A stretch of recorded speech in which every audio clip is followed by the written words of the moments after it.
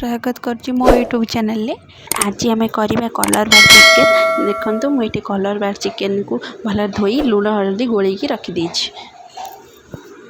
ये कढ़ई को बसई अल्प सोरसा तेल ऐड कली टे चीनी ऐड कर रंग सहित स्वाद भी भल लगी थाए।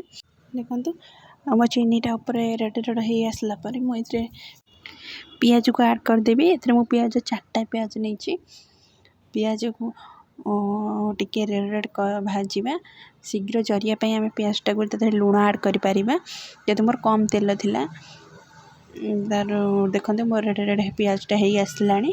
कलर बार चिकेन आवश्यक है मेन है पेस्टा मुझे नहीं आदा रसुण लंका आउ दालचीनी गोटा मसला गुजराती ताको पेस्ट बनई देती। सहित मुझे नहीं मीट मसला गोटे घर गरम मसला गुंड गोटे टमाटर आ लुण हलदी। देखो मोर पेस्टा पूरा हो गला। ये जो आम रखी अदा रसुण जो पेस्टा ताको आम पकईदेवा भल भाव कषा। देखो मोर मसला कषाटा प्राय मझा मझी हो गला। कौन कली हल्दी ऐड करदेली। एबे आम कषा अल्प समय कषाला जो मु टमाटरटा गोटे रखी ऐड करदेवी। देखो ऐड कर सारापर किसी समय कषा। देखो मोर मसलाटा हो गला। मुझे जो रखी लुण हल्दी गोल चिकेनटा को पकईदेवा। एबे चिकेनटा को कषा मसला सहित। देखो मुझे समय कषालापर मुझे मीट मसला ऐड कर दूची। आपन चाहिए भी चिकेन मसला नहीं पारे भल कषा।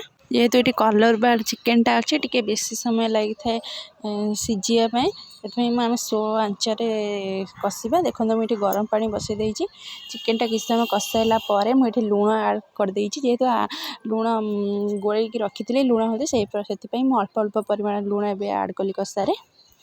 एवं कषा मु पानी भी गरम करदे। पानी गरम करदेले तरकारीर टेस्टा टी भल लगी था झोलटा। मु 15 ରୁ 20 मिनट खंडे कषिबी। ये पानी भी बसई दीचे गरम होगापी भल जो चिकेनटा कषिबे तो टेस्ट लगी थाए। देखो मोर चिकेन कषाटा प्राय हो गला। देखो आपन चाहिए भी जब पानी मर जाए पानी देकी भी टे कषि पारे। मुझे जो पानी रखी पानी ऐड करदेवी जी दरकार टी सीझे तो से मुझे पानी देले ये चिकेन सीझे बॉयलर शीघ्र सीझी जाए। ये कलर बाड़े देसी चिकेन टी सीझे लेट होता है से मुझे पानी देली सीझापी। देखो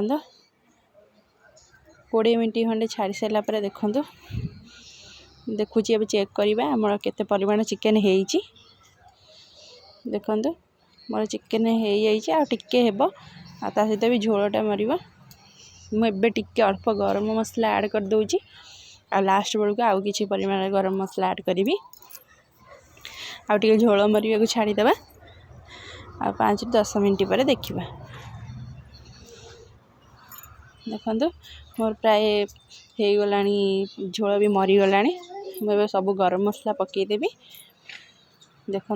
देखो मोर प्रस्तुत हो गला कलर बार चिकेन झोलटा। जदि आपण मानक मोर ये रेसिपीटी भल लगी है निहाती लाइक शेयर सब्सक्राइब और कमेंट जनइबे केमती लगिला। आ रहुची नमस्कार। देखा पुणी नुआ रेसिपी रे।